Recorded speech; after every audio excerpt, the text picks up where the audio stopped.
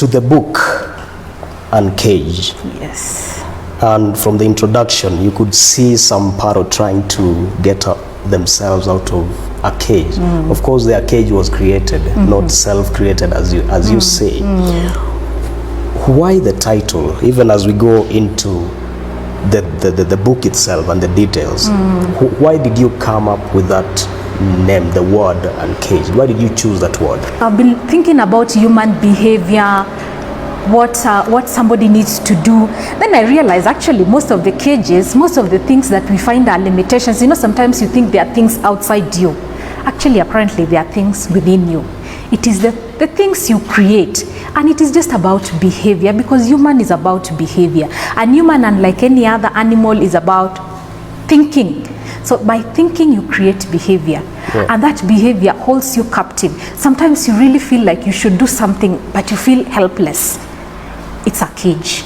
And the beauty with it now, once you realize it's a cage and you put yourself, then you have the power. In this book I've said, for me, I also realized later on that I was in a cage. I had locked myself. An interesting thing about this cage, you have the keys in your hands and you're wondering, nitatoka vipi? So it is about uncaging yourself. You have the power. That is the beauty. So the power is in your hand. You've talked about cages and those which we create for ourselves. Are you able to point out some of the cages that we find ourselves in? Maybe even myself here, I'm in a cage and I don't know. Yeah, so maybe we can just go to the book. We read the chapters. What the cages? The cages, that's why I say they are hidden because they look ordinary. They are the normal things actually. We don't think of them as stumbling blocks. You know, sometimes you might think these cages must be huge. There must be big things out there. But they are the small things within. And that's why I'm calling them, they are the hidden How barriers. to break free from hidden barriers to success. So a few of the cages include self-doubt. And self-doubt is key. And this one I can maybe, especially because I'm a woman, I'm proudly a woman writer, African writer. So when I think of myself as a woman, maybe, because I have the experience of being a woman, a lot of self-doubt. You're thinking, I want to do this, but you're like, what if? What will people think? Do I have the ability?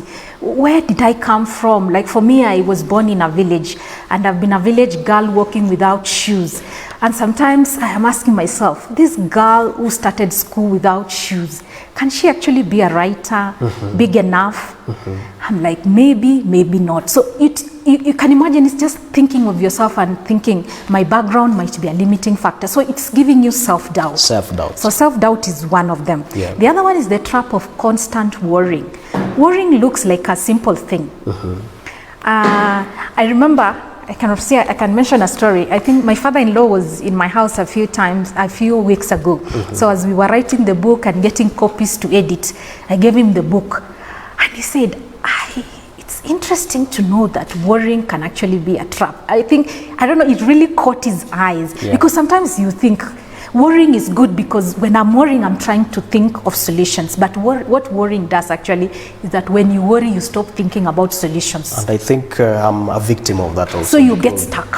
Whenever we have a stream like this, when I'm engaged in let's say you want to start the stream live and things are not working, worries really keep me away from concentrating from what I need to do. And when you concentrate, you know the worst thing about worrying, and it's actually when you lack concentration, you don't find the best solutions. I see. So it looks simple, and many of us like worrying. And interestingly, even when we wake up in the morning, in fact, one of these interesting bits is I use myself even as an example. I think of my life and see, what would I have done better? Most people actually, interestingly, when they wake up in the morning, they think about yesterday problems.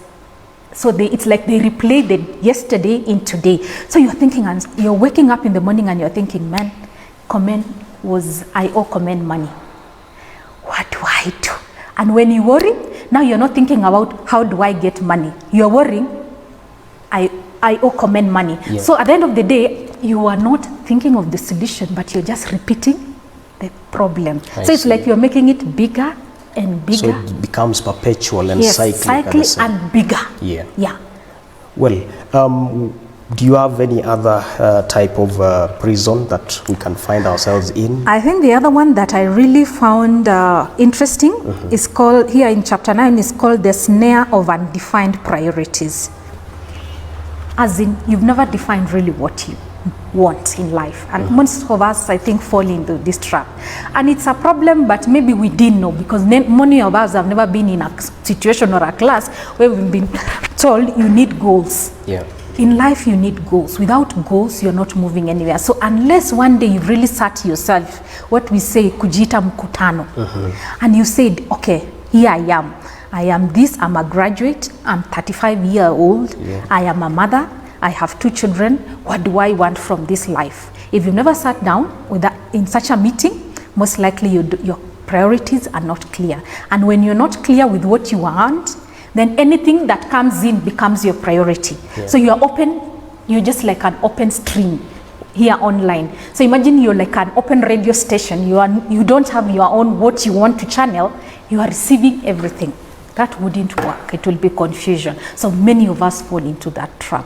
Okay, thank you very much. So in this book I've defined, there's a place I read, there are 2 types of cages. One is societal, because we live in a society, we are not isolated. Yeah. You are you, as much as you want to uncage yourself, you can only uncage yourself within the limit of the wider society. Yeah. And there's a reason why humans are in a society.